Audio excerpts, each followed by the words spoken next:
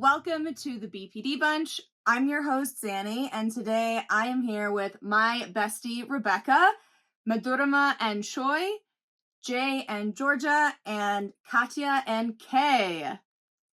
Where in the world is everyone coming from? Shoi and I are coming from Kolkata in India. Georgia and I are both coming from Canada. Georgia from Toronto, me from Calgary. Me and Kay are coming from West Midlands in the United Kingdom.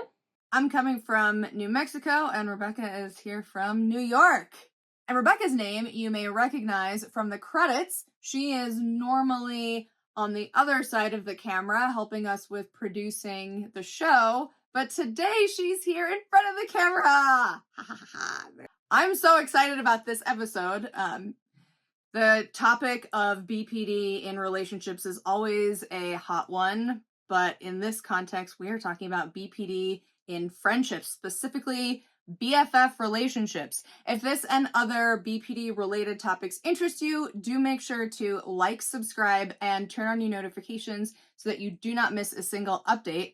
And with that, let's just do a quick recap of how you met and how long you've been friends. Shoi and I, we met in college back in 2017 when we got together in the same medical school, and it was right after we graduated high school. So in a really formative part of our life, and we've been friends ever since. So it'll be 7 years this year. Georgia and I met at the University of Toronto during my master's degree back in 2019, and we've been friends ever since. Kay, did you want to explain our backstory a little bit? Yeah, so we met in year 6 maths, which in the UK is what we call primary school, so we were very young. I was just minding my own business, and then this weird person got sat next to me, and I was like, oh, you're weird, which is good because I'm weird. And then we just kind of like united in our quirks and ways, really. And later on during life, we did kind of drift away, like mostly for like boring adult reasons, but we eventually came back. It was like no time had passed, so although we'd had a bit of time where we hadn't really like interacted as much, we were still very much best of friends. So yeah, that's us. Rebekkah, do you want to tell the thought I was a guy story? Oh yeah, so we met in 6th grade, where I met one of your friends first, and she kept saying, we'll see Xannie later. And I just assumed Xannie was a dude. I don't know. I guess it sounds like a man's name. I was also 10. And then so when I saw Xannie, I was like, that can't be him. And then I don't really know what happened after that. It was just we became friends and then decided we were best friends and we would be best friends until the day we died. So Yes. That's how that went. It's a big commitment to make when you're 11 years old, that this is your best friend forever, but so far so good. Yeah. At what point in your friendship did BPD come up? In terms of like finding out about the diagnosis, like how did that come about? It was back in 2019 when Madhurima got her diagnosis. And I remember we were standing outside the tuition class, and I was the first person she told. And basically, at that point of time, none of us had idea about it. And we were scared, and I did not know what to tell her. And yeah, that's how it came up. And another funny thing is, even I got diagnosed with BPD just a few months back. And well, I just knew the person to call right after that. And she was not surprised the least. That was such a stark difference between how we reacted to my diagnosis and how we reacted to her diagnosis, because I remember back in 2019, I was telling her that I have borderline personality disorder, and we were both staring at each other like as if we're supposed to know what it means, but we have no idea what it means. Yeah. And she says, okay, so when you learn more about it, you can come and tell me. And like, obviously in the past years, we have like grown up together. And when she disclosed that she also got it, I was like, yeah, that makes a lot of sense. Yeah, that's why we resonated so much and had so much of similar reactions to the same problem. So I think for us, it was really interesting because Jay and I had just become friends, and he had gotten his diagnosis a little bit later, but had started to express feeling a little bit off, feeling different than he used to. So I think BPD came up pretty quickly after we got close, and it was interesting because I didn't really know anything about it. Jay didn't know a whole lot about it either. So we were kind of learning about it at the same time, and also figuring out what works for him, what works for me. And I think Jay is great because he is so communicative, and we kind of just grew together in this. So I think it was just a really good experience for both of us to work through, and it made us a lot closer. Yeah, it's interesting because we both have a diagnosis of borderline personality disorder, but it wasn't something that we necessarily spoke about early on. I'll actually hold my hands up and admit, like, I was really elusive about my diagnosis, so I can't actually remember how many years I had it before I was open about it, but yeah, that was a big thing for our relationship. I think it's quite interesting because I got my diagnosis in 2021, and I spent quite a long time not really knowing how to approach the subject. And I remember that I think I either messaged you or I put it on social media that I got this diagnosis, and you told me that you got it. And bearing in mind the amount of time that had passed since your diagnosis to that point, I actually had like no idea that you got BPD because, you know, like, to the unsuspecting person, you don't really show any symptoms of it. And I remember being like, wow, like, this is just so strange that we've ended up with the same diagnosis and yet we're totally different people, and we just never spoke about it. Yeah, I got my diagnosis in 2015, so that's a good 6 years that I didn't casually drop it into conversation. But honestly, I was so relieved when you did say that that's what you got, because it really started me on a journey of self-acceptance. I actually don't remember when it first came up in like conversation. Do you? I can't remember when you told me. I know what we were talking about recently was that what I remember from our like high school time when you got your diagnosis was the eating disorder stuff. So Xannie went into a program during school, so it was gone for like a few months. That was what really colored my high school experience with you. There were definitely some times where, looking back on it, I think that our friendship was being impacted by your BPD, but it certainly didn't register at the time. Yeah. Well, it made me a good opportunity for us to just move on to the next part of this, which is what are some of the struggles that you've had in your friendship, like how BPD has shown up. I think for us, it was definitely... So just for full disclosure, I had the hots for Rebekkah when we were in high school. I wasn't conscious of it. She was like my favorite person, kind of. And that manifested in a really kind of controlling, dysfunctional way, where I was always super critical of the people that she dated. And if they did something wrong, I would like threaten to kill them. It was quite a time. What I remember is getting into a full-on like high school TV movie level girl fight in the hallway before homeroom. I think it was in 11th grade, but there was like hair pulling. It was very... So that was what I remember about that, is that you were really mad that I was just dating someone. You were like, how dare you date a guy? Sorry. Yeah, it actually wasn't until a while later when her mom, when I came out as bi to her mom, and she was like, oh yeah, you've been in love with Rebekkah for years. And I was like, really? Oh, that makes so much sense now. Do you think that was just like, you know, high school girl confusion, or do you think that was impacted by your BPD or your difficulty with determining your emotions?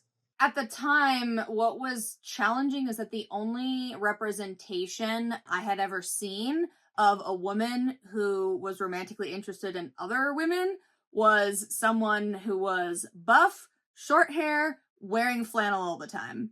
And because I didn't really relate to that aesthetic, I just thought, oh, well, this can't be me. And I think also the intensity of my emotions in general, I got really attached to you.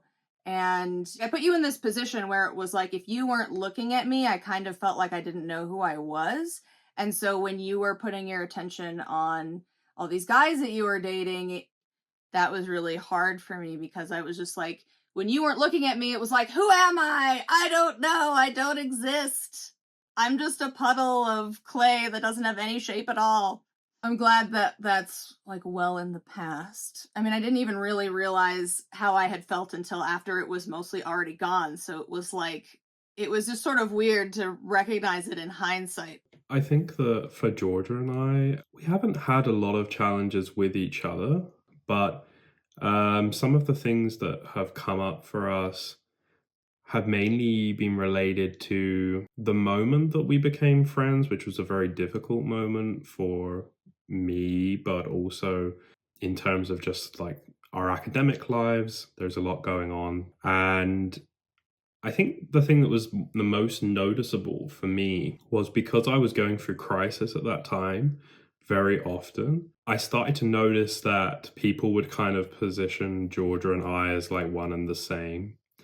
So instead of asking me how I am, they would ask her how I am, or vice versa. And in some ways, when you hear that, it will probably make you think like, oh, it's not like too bad or whatever. But I think at the time we were investing so much in each other that, sometimes, and Georgia more so in me, because at that moment I was, not doing so well. I think it was like, gosh, can we just be seen for us for 5 minutes? And can you ask me about me? Can you ask me about my interests, my studies, my work, and on the flip side, for me, I think it was kind of like, I would benefit from knowing that those people cared. So could you come up to me and ask me, talk to me?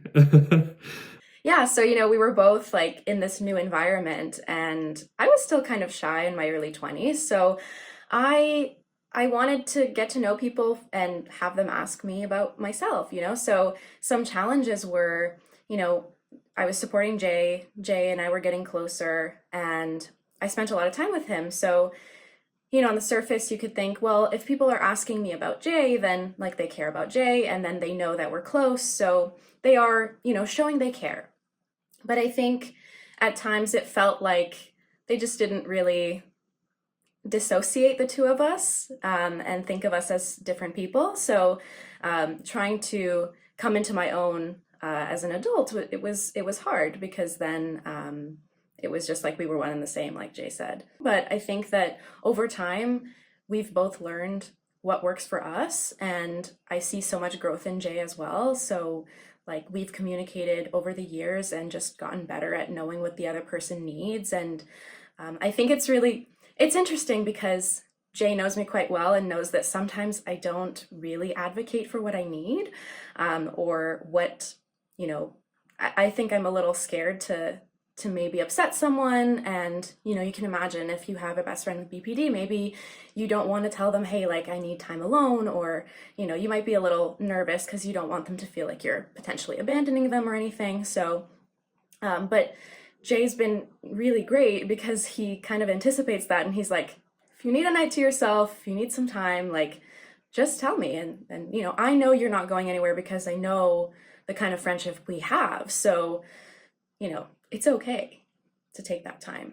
I think we had more or less traumatic friendship than all of my previous friendships or relationships, which ended up ending in a horrifying way because of all the ways my BPD showed up. But so this is one friendship that I was always very precious to me. So I did not want to, like, do anything or say anything that would potentially lead me to lose her as a friend.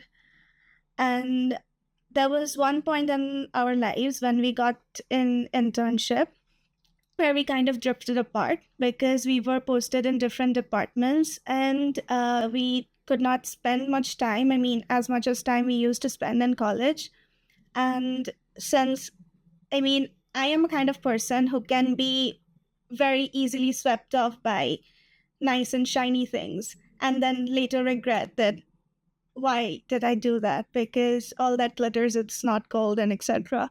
So when I got an internship and I met some new people who were not necessarily very good people, but they were having fun and it looked like they were having the time of their lives. And I was so invested in making new friendships and making new connections and enjoying life that I kind of left our friendship behind. And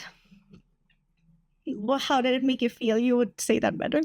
So I felt really left out. I felt isolated and I felt sad. And I thought, okay, probably this is over.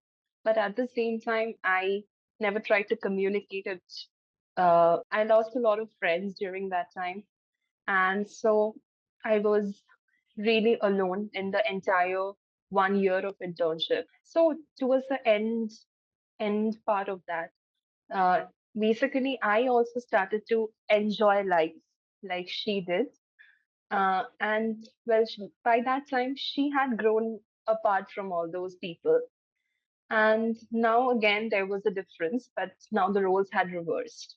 And I remember we were posted at that time in OBGYN, and I had a 12 hours duty of labor room. And I was very tired and very exhausted. I've not seen my friends for a long time. And then I met her. She was doing some work, and I was like, oh my God, I'm so excited to meet you. Can you please give me a hug? And the expression she gave at that point of time, it made me feel like, okay, this is a crime I have committed and I should be punished and banished to hell.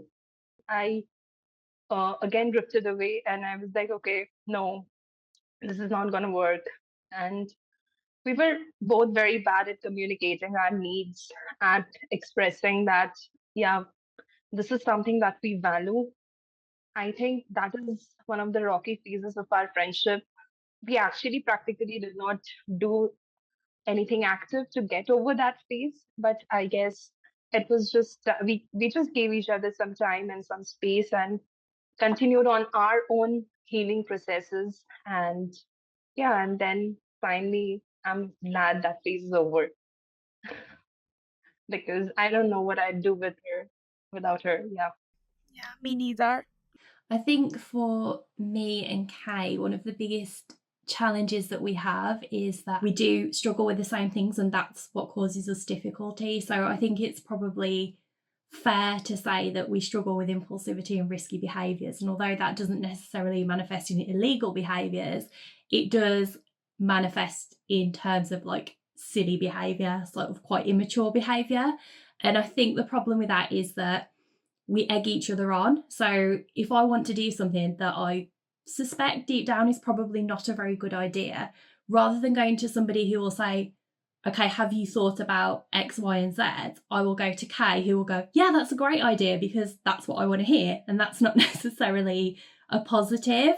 And I think it has culminated in quite a few situations in the past where we have done things that are quite silly and not very well thought through that might have been fun at the time, but actually in hindsight, we could have planned it a little bit better. So we do have lots of stories about all of the fun things that we've done, but then it's also created this sense of Peter Pan syndrome in some ways. And I do find that when we are physically together, it is like we're 14 or 15 years old and we've never grown up. And although that's fun and quite nostalgic for us, I can imagine for the people around us, it can become quite annoying in a way.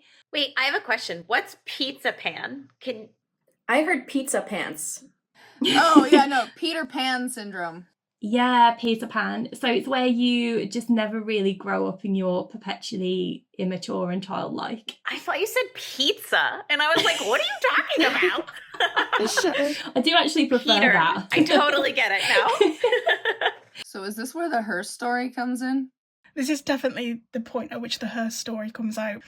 People always say that it's difficult to have good relationships with people when you have BPD, but in the whole time that we've been friends, we've never once fallen out, and we're 36 now, so I think that's pretty good going. But yeah, the challenge of it is that we are just a really bad influence on people on each other.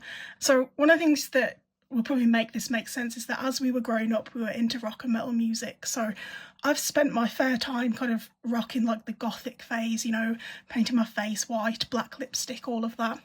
And in our final year of high school, it was coming up to prom season. Already decided, yeah, I'm going to rock up in a gothic dress, and as we were kind of getting closer to it, there was these little rumours about, oh, we're going to make everyone wear pink ball gowns. And you could imagine my response to that. I was just kind of like, nope. And it culminated in me having this thought about, whilst everyone else is like booking limos and fancy cars, let's go in a hearse. And at no point did was there a point where it's like, this isn't going to be a good idea. We just like egged each other on. And eventually our head of year kind of pulled us aside and was like, yeah, you can't do this. You can't come in a hearse to your prom. It's not the only occasion either that I can think of. Like, we do have so many stories. At one point, I just disappeared from my life for 2 weeks, staying on Katja's sofa, and at no point was there ever a conversation about, do you think you should go back to your life now? Do you think you should check in with your partner and your family? Do you think it's not a bad thing that you've skipped university for 2 weeks? We just accepted that that's the way it was. Like, I was there, sleeping on the sofa, getting up to all sorts of mischief.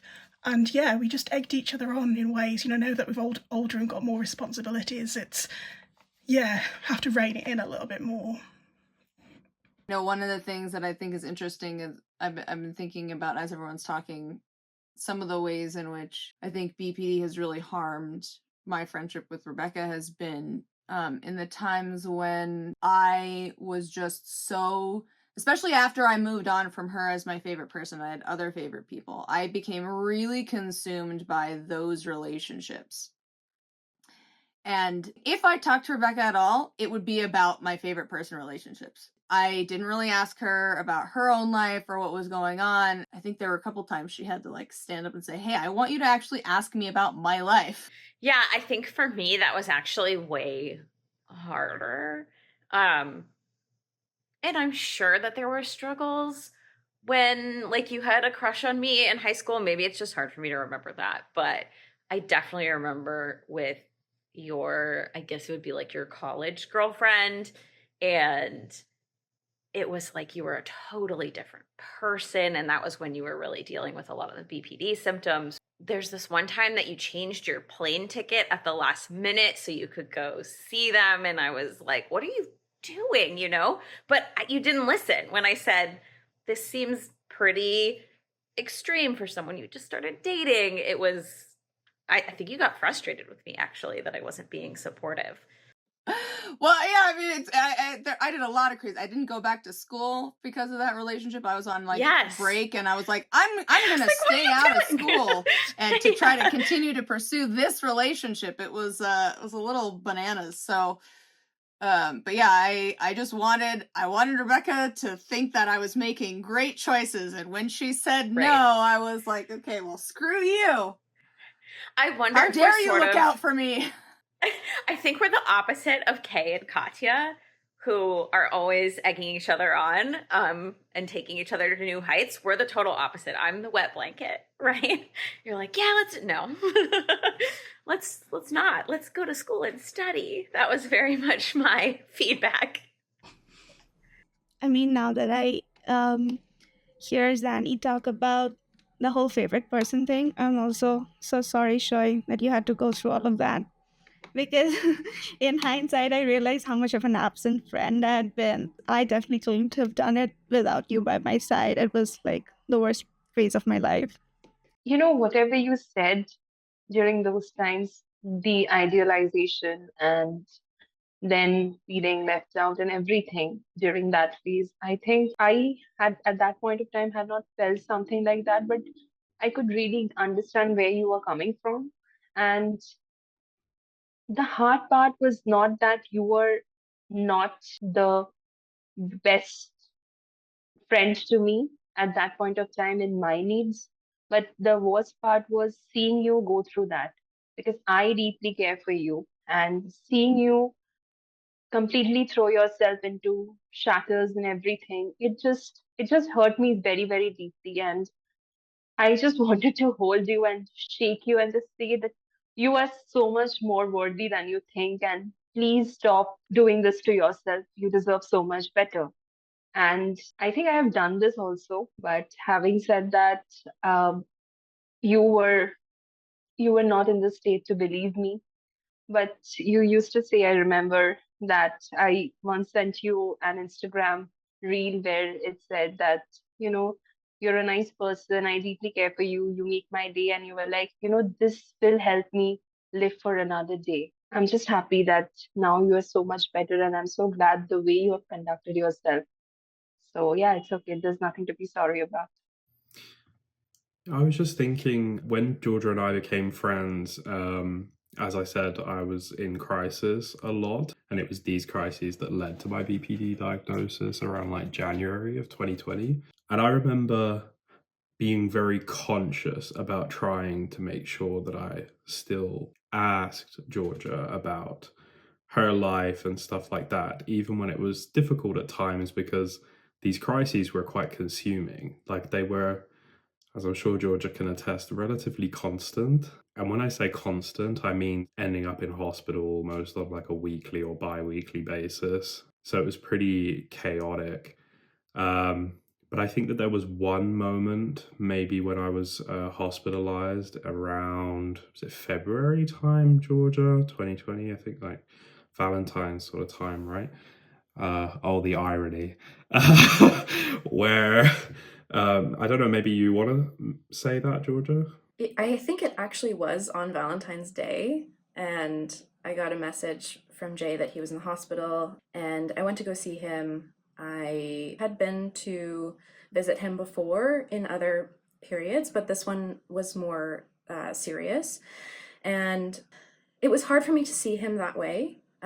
So it was quite heavy on me, but I wanted to support him. I wanted to be there for him. And he said, if this is ever a little too much for you, just tell me. It's okay. He was very clear that he wouldn't react badly to it. And I just remember leaving the hospital that day, and it was challenging for sure. I got home and I had to decompress. It was a lot to take in, and I was relieved that he was okay in the end. But I think the toll that took, seeing him that way, and then what he had gone through, I remember I just got into bed and I just listened to some music, and I was like, yeah, I think I need a little bit of time. But he created that space for me to be able to say that, and after I took my time, we just resumed where we left off. So I think that was a really important moment for a friendship, because it showed me that I can be honest with him when something's too much, and that I show him that I come back when, I take my time and process, and when I'm ready.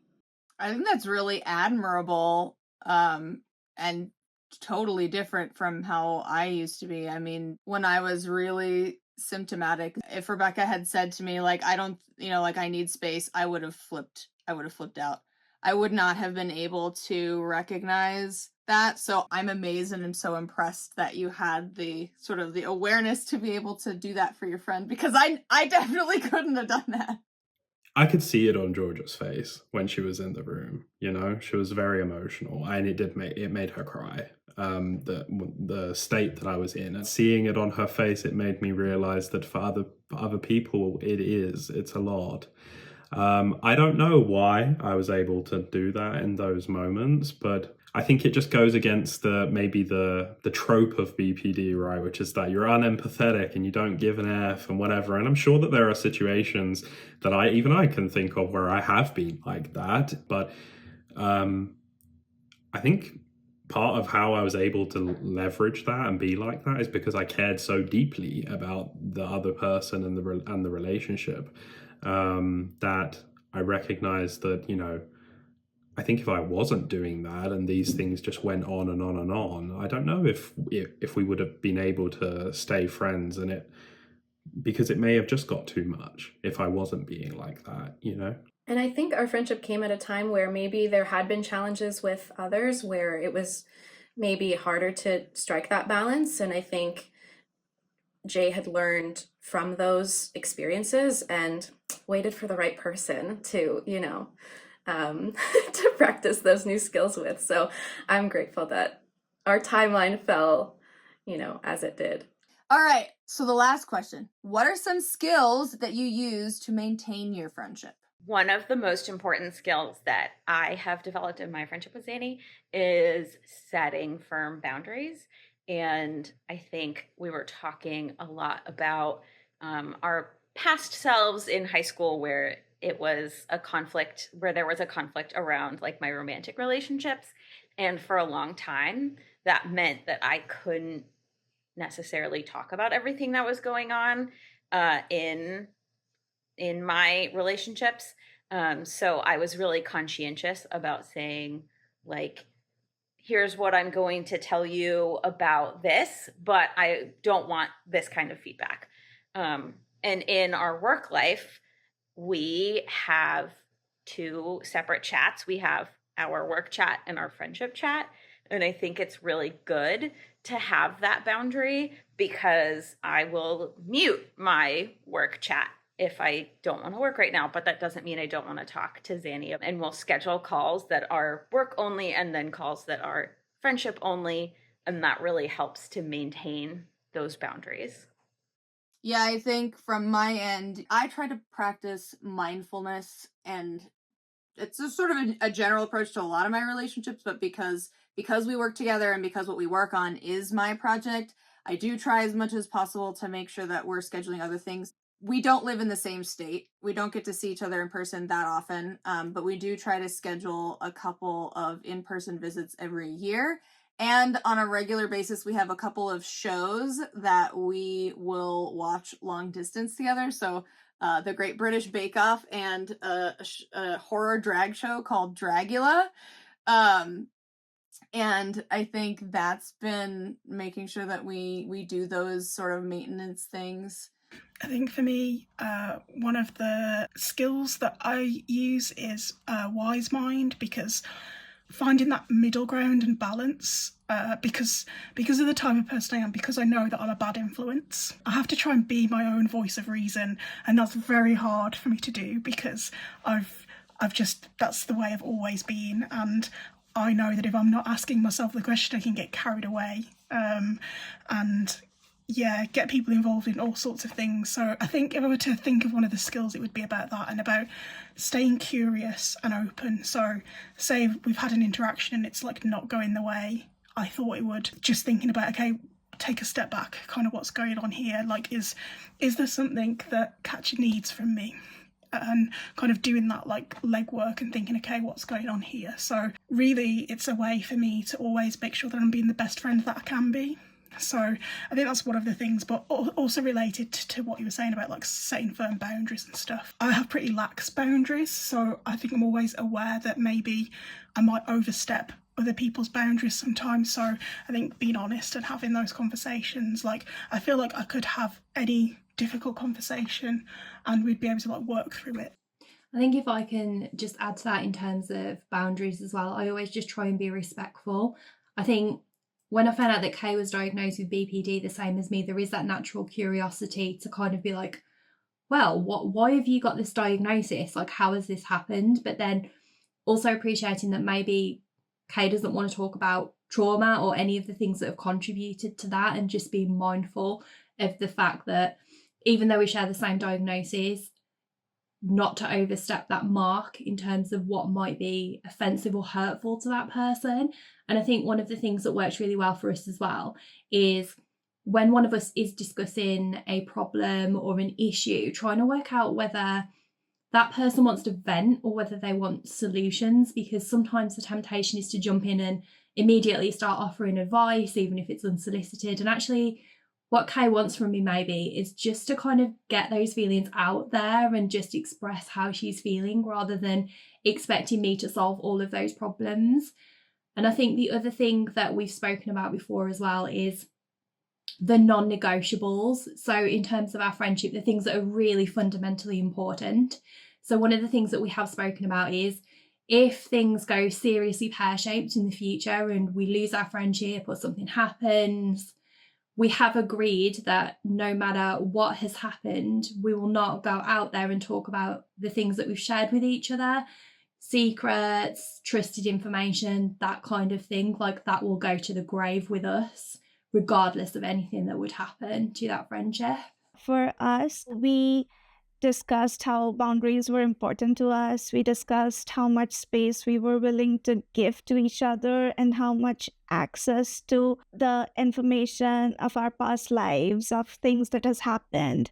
And as we grew together into this relationship, as we grew our trust, then we could actually trust each other with traumatic tales from our pasts, if that makes sense. So, and when we are actually going through a rough patch, what is important is the communication. And even more than that, it should be communication in the right place and at the right time. Because both of us have BPD, communication when we're not ready to see each other's perspective can quickly turn into a blame game. So we actually had a conversation about this when we said that when we are having negative feelings about each other, so we just take a step back and take a pause and try to rationalize it out.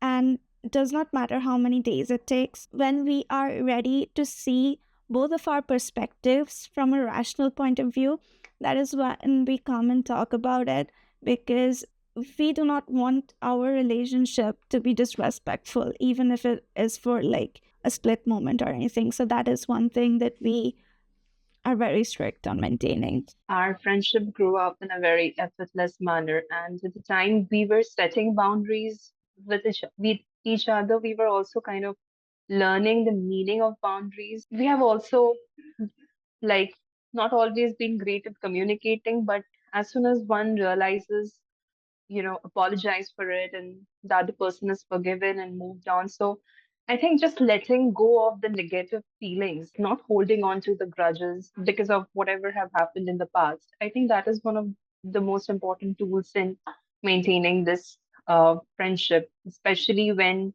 we are two very non-confrontational people. We do not shout at each other because we do not want to be disrespectful, at the same time not be hurtful even unintentionally, since we know the cost of getting hurt by someone who is very close. So that is the reason we do take a break whenever we have to. But yeah. It feels difficult to talk about skills because in a way I feel like we haven't had a lot of issues in our relationship that have brought awareness to needing to be skillful in some kind of way. One of the things that I can think about though is that I think after I entered functional recovery, I had such a drive to try and be reciprocal that I think sometimes I was too solution focused when Georgia just wanted to talk, and I didn't ask before giving my 2 cents on some things. But as soon as it was brought up or came to my attention, I stopped doing that and do usually now lead with, I don't know if you would like feedback or if you would just like to talk, and I accept one either way. The only other thing that I can think of for us is obviously when we were building our friendship, we were living in the same graduate college in Toronto. But then after my degree, I moved to Brazil, then back to England, then to the other side of Canada. So we've had a lot of distance between us. And distances that are kind of difficult to facilitate even just doing a trip. Even going from Calgary to Toronto is a 4-hour flight and it's not cheap. And I think we've just had to really be quite proactive about trying to schedule times to talk, because both of us have very busy work or academic schedules. So it can be difficult to do that, but we've tried to, I think, to be very conscious of that and make the effort. Touching on being far away from one another, it's something that we've kind of worked on maybe subconsciously, is we might not have time on a routine basis to, check in with one another or to chat for a long period of time, but coming up with little solutions like, we'll message each other about something that we did that was fun, or, just call me when you're walking home from work or from school. Having little things that you can do that just remind one another that you're thinking about them. And it doesn't always have to be like all or nothing, like we must spend all this time together or we can't spend time together at all. So I think that's maybe a skill that we've sort of curated over the years, I guess, is just like making time for one another when we can, and just being flexible about all of that. Does anybody have any like final thoughts or takeaways that they would like to share? BPD can be like a complicated dynamic to work with in relationships, but so can things that fall outside of any diagnostic, right? It's just important that you listen and communicate, and also recognize that like sometimes X person may just not be your person. It doesn't mean that because they have BPD or they have something else that's the reason, and try to be mindful of that when you're navigating your friendship. My thing was that I think as a society, we spend so much time focused on romantic relationships, and that can be true in my experience working on the show in the BPD community as well. But for so many of us, our friendships are really important, and I'm really proud of my friendship with Xannie.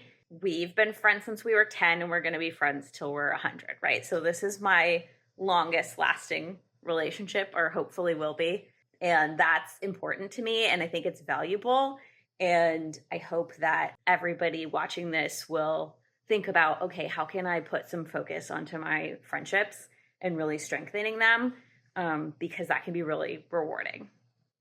Thank you everyone so much for watching. I hope that you got a nugget of wisdom to take with you on your journey. Don't forget to like, subscribe, and turn on your notifications so that you do not miss a single episode. On Friday, we'll be back talking about friendships where both people have BPD and friendships where only one person has BPD. So come back for that. And then Wednesday, we will return with a brand new topic. So we will see you next time. Bye.